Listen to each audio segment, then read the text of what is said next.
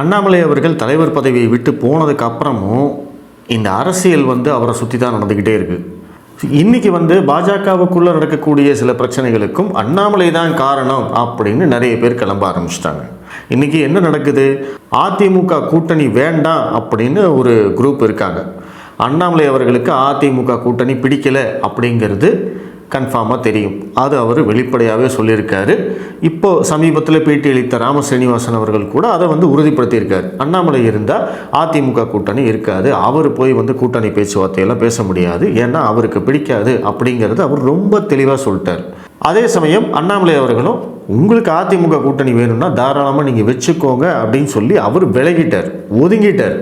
இப்போ அதிமுக ப்ளஸ் பாஜக கூட்டணி அமைஞ்சாச்சு, டெல்லி மேலிடம் அமைச்சிட்டாங்க. அதை சில பேர் ஏற்றுக்கிட்டாங்க. சரிப்பா, இது காலத்தின் கட்டாயம், வேறு வழி இல்லை நம்மளுக்கு. நம்ம 2024 2 பேரும் தனித்தனியாக நின்னதுனால கிட்டத்தட்ட 40க்கு 40 சீட் அவங்க அடிச்சுட்டு போயிட்டாங்க. மறுபடியும் 2026 தனித்தனியாக நின்னால் இதுதான் நடக்கும், வேறு வழி இல்லை. திமுகவை தடுத்து நிறுத்தணும்னா இந்த கூட்டணி காலத்தின் கட்டாயம் அப்படின்னு நிறைய பேர் அவங்களுடைய மனசை மாற்றிக்கிட்டாங்க.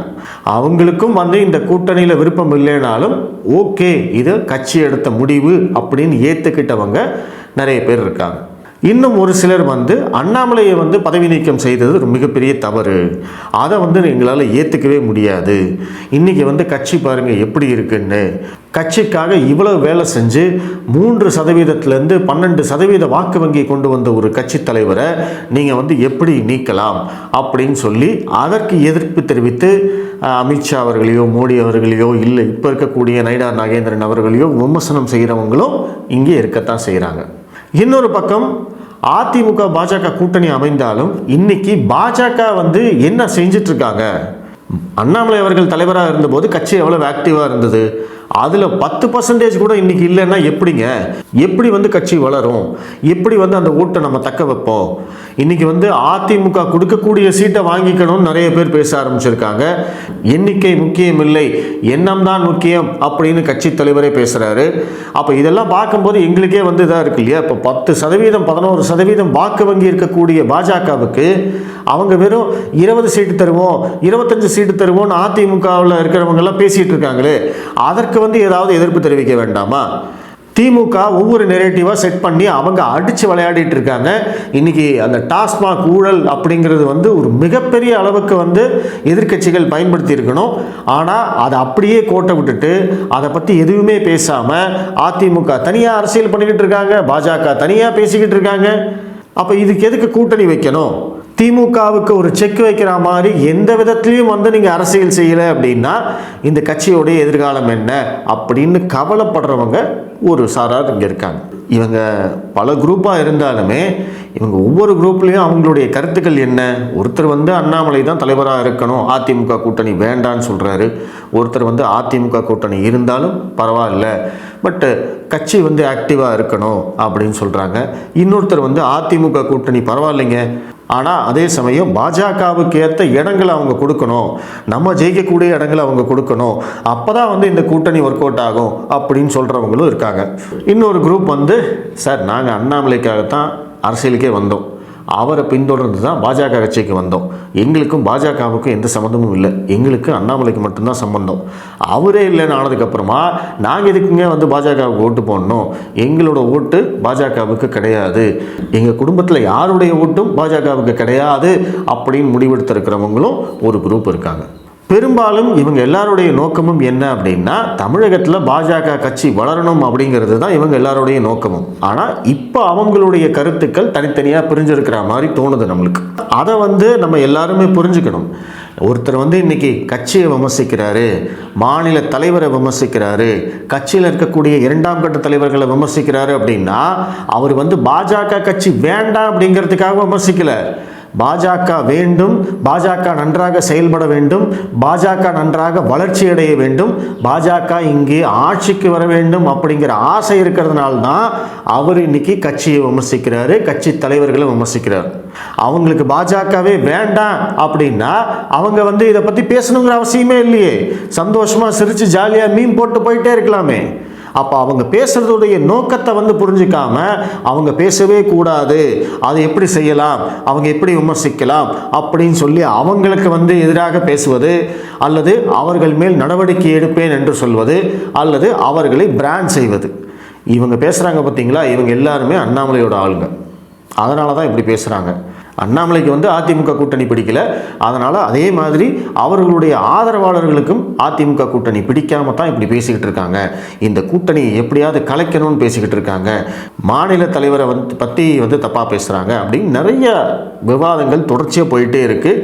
அதனால தான் நான் முன்னாடியே சொன்னேன், அண்ணாமலை அவர்கள் தலைவராக இல்லைனாலுமே அவர் எல்லா அரசியல் நிகழ்விலேருந்து ஒதுங்கி இருந்தாலும் அவரை சுற்றி தான் வந்து இங்கே அரசியல் நடந்துக்கிட்டே இருக்குது. சரி, இப்போ எல்லாருக்கும் ஒரே ஒரு கேள்வி என்ன, அண்ணாமலை எதுக்குங்க ஒதுங்கி இருக்கணும்? அவர் ஒதுங்கி இருக்காரா இல்லை ஒதுக்கப்பட்டாரா? மறுபடியும் அந்த இடத்துல வந்து ஒரு சர்ச்சையை கிளப்புறாங்க. தமிழக பாஜக கட்சி நடத்தும் அரசியல் நிகழ்வுகளுக்கு அண்ணாமலை அழைக்கப்படுவதில்லை அப்படின்னு ஒரு செய்தி. இன்னொரு பக்கம் வந்து பாஜக கூப்பிட்டாலுமே அண்ணாமலை வரமாட்டேங்கிறாருன்னு ஒரு செய்தி. இந்த ரெண்டு செய்தியில் எதை நம்புறது அப்படிங்கிறதே வந்து ஒரு மிகப்பெரிய குழப்பத்தை ஏற்படுத்தும் விஷயம். உண்மை என்ன? உண்மையிலேயே அண்ணாமலை ஒதுங்கி இருக்காரா இல்லை ஒதுக்கப்படுகிறாரா அப்படிங்கிறது தான் கேள்வி.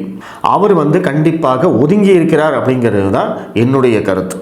அது எப்படி அப்படின்னு கேட்டிங்கன்னா, அண்ணாமலை அவர்கள் தலைவர் பதவி போனதுக்கப்புறமா ஒரு 2-3 பொது நிகழ்வுகளில் தான் கலந்துக்கிட்டார்.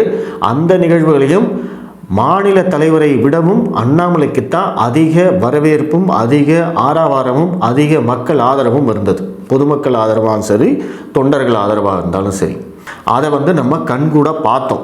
ஸோ இது வந்து அண்ணாமலை அவர்களுக்கும் தெரிஞ்சிருக்கும். ஸோ அப்போ நம்ம எங்கே போனாலுமே நம்மளுக்கு தான் வந்து முக்கியத்துவம் கிடைக்குது. மாநில தலைவர் அப்படின்னு ஒருத்தர் இருக்கிற போது, அதுவும் ஒரு சீனியர் லீடர் இருக்கும்போது, நம்ம இப்படி பொது நிகழ்வில் கலந்துக்கிட்டோம் அப்படின்னா நம்மளுக்கு கிடைக்கக்கூடிய முக்கியத்துவமே வந்து அவருக்கு வந்து சங்கடமாக இருக்கும். அது வந்து அவரை சிறுமைப்படுத்துகிற மாதிரி ஆகும். அதை வச்சு வந்து நிறைய பேர் அரசியல் பண்ணுவாங்க.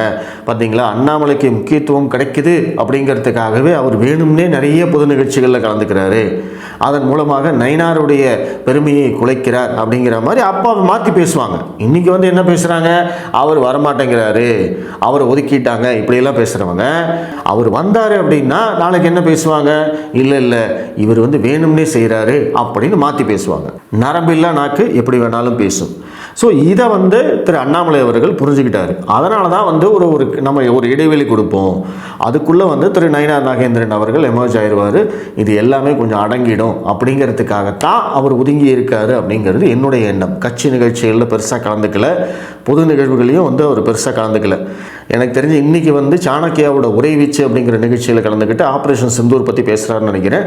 கண்டிப்பாக அது பேசி முடித்தோடனே ஒரு ப்ரெஸ் மீட்டும் கொடுப்பார்னு நினைக்கிறேன். நம்ம வெயிட் பண்ணி பார்ப்போம்.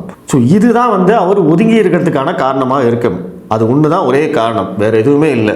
கட்சியை பொறுத்த வரைக்கும் திரு நயினார் நாகேந்திரன் அண்ணாமலை அவர்கள் மேலே மிகப்பெரிய மரியாதை வச்சுருக்காரு அப்படிங்கிறது நம்ம எல்லாருக்கும் தெரியுது. அதை வந்து அவர் தொடர்ச்சியாக வந்து மேடைகளில் வெளிப்படுத்திகிட்டே இருக்கார். அவர் மேடையில் இருந்தாலுமே அண்ணாமலையை புகழ்ந்து பேசுகிறத அவர் வந்து நிறுத்துறதே கிடையாது. ஸோ இது எல்லாமே நம்மளுக்கு தெரியும். ஸோ அப்படி இருக்கிற போது திரு நயினார் நாகேந்திரன் அவர்களுடைய மனது வருத்தப்படும்படியாக எந்த நிகழ்வும் நடக்கக்கூடாது. ப்ளஸ் அதே சமயம் இந்த விஷயத்தை வச்சு யாரும் அரசியல் பண்ணக்கூடாது, உட்கட்சிக்குள்ளே வந்து ஒரு சர்ச்சைகளை ஏற்படுத்தக்கூடாது அப்படிங்கிறதுக்காகவும் தான் அவர் வந்து விலகி இருக்கணும் அப்படிங்கிறது என்னுடைய கருத்து, என்னுடைய யூகம். அப்படித்தான் இருக்கும்னு நான் நினைக்கிறேன். ஏன்னா நான் முன்னாடியே சொன்ன மாதிரி திரு அண்ணாமலை அவர்கள் சீனியர் லீடர்ஸ் அத்தனை பேருக்குமே மிக சிறந்த முறையில் மரியாதை கொடுக்கக்கூடியவர்.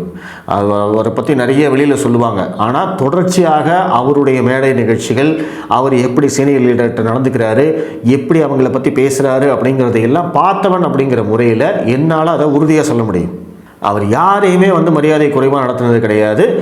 எல்லாருக்கும் எந்த அளவுக்கு முக்கியத்துவம் கொடுக்கணுமோ அந்த அளவுக்கு முக்கியத்துவம் அவர் கொடுத்துருக்காரு அப்படிங்கிறது கண்டிப்பாக தெரியும். ஸோ அதனால தான் வந்து இந்த மாதிரியான ஒரு முடிவு எடுத்திருக்கணும் அப்படிங்கிறது என்னுடைய யூகம். ஸோ இதை பற்றின உங்களுடைய கருத்துக்களை சொல்லுங்கள், நம்ம தொடர்ந்து பேசுவோம். நன்றி.